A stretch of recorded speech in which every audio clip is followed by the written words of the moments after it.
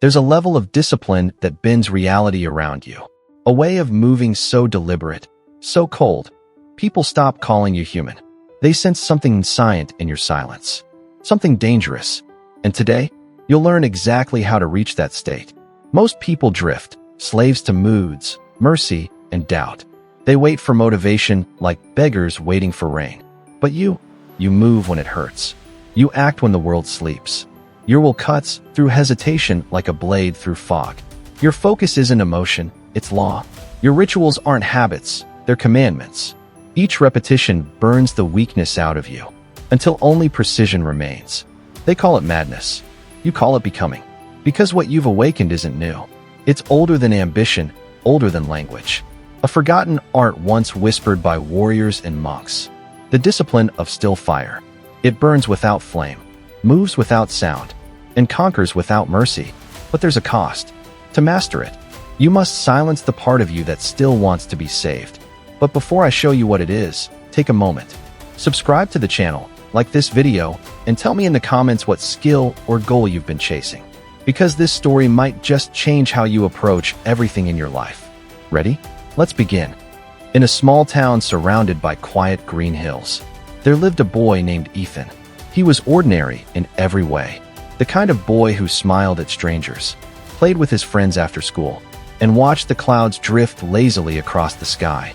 His world was small, but peaceful. Except for one thing.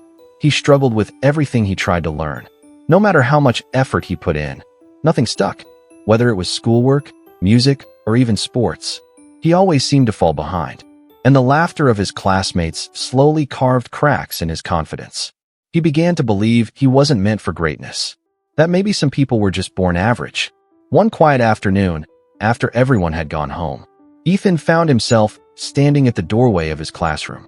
Inside sat Mr. Harris, the old philosophy teacher. He was known for his calm eyes, and a voice that sounded like time itself had slowed down when he spoke. Ethan hesitated, then walked in. "Sir," he said softly, "I want to talk to you about something." Mr. Harris smiled.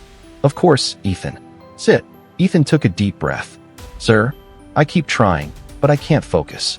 I can't remember things. I feel hopeless." For a moment, the teacher said nothing. Then he stood up, walked to his desk, and picked up a glass bottle filled with muddy water. "Tell me, Ethan, what do you see?" "Dirty water, sir." Mr. Harris nodded. "Now wait." He set it on the table. Minutes passed, then an hour. The dirt began to sink, and the water slowly turned clear. "What do you see now?" "The water's clear, sir." "Exactly." He leaned forward and whispered. "When your mind is full of noise, fear, and comparison, you can't see clearly. You can't think clearly. You try to learn, to grow, to win, but all you're doing is stirring the mud." He paused. "If you want to master anything in life, Ethan, you must first master stillness." That was the first lesson. The next day, Ethan returned. Mr. Harris had lit a small candle on the desk. "Focus on the flame," he said. "Don't move. Don't think. Just be here." At first, Ethan's mind raced. Memories, worries, failures. His thoughts screamed louder than the silence around him. But slowly, the noise began to fade. For the first time, he felt the world stop spinning. "The past is gone," said Mr. Harris. "The future hasn't come. All we truly have is this moment. And if you can master the present, you can master anything." That was the second lesson. Weeks passed. Each afternoon, Ethan returned. And each time, Mr. Harris shared a new way of seeing life. One day, the teacher placed a rock and a sponge on the desk. He poured water over both. The rock stayed dry, but the sponge absorbed everything. Some people chase results like the rock. Hard, rigid, obsessed with speed. They memorize, repeat, and perform. But they never understand. True mastery, he said, is when you let knowledge sink in. When you absorb, not repeat. When you understand, not just do. That was the third lesson. Another day, Mr. Harris brought a heavy wooden block. "Try to break it," he said. Ethan tried and failed. Then the teacher cut it into small pieces. "Now try." One by one, Ethan broke them all. Mr. Harris smiled. "That's how life works. You can't conquer a mountain in one breath. You take small steps. Break the impossible into moments you can handle. Every great achievement is just 1,000 small efforts stacked together." That was the fourth lesson. Then came the fifth.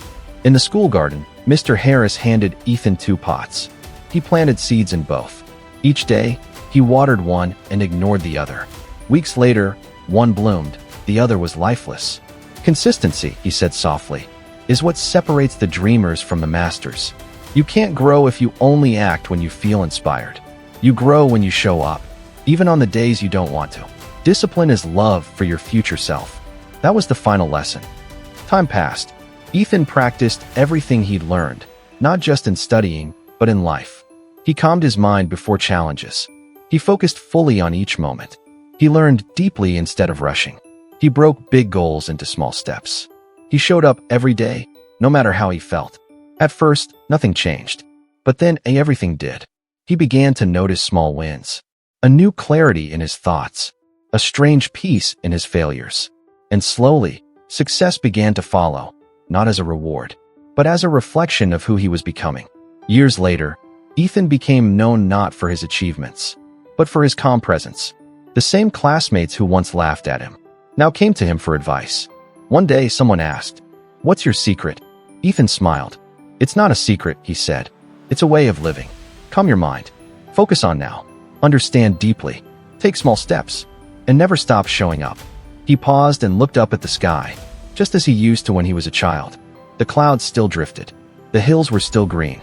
But something inside him had changed forever. That's the truth most people never see. Mastery isn't about talent. It's about presence. It's about learning to live with depth instead of speed. It's about falling in love with the process, not the praise. And when you finally understand that, you realize something powerful. The mind that once doubted you can become the same mind that builds your destiny. So if you're struggling to study, to build, to stay consistent, don't fight harder. Breathe deeper. Start smaller. Show up again. The seed doesn't bloom because it tries harder. It blooms because it's patient with itself. And so must you. If this story touched something in you, subscribe for more.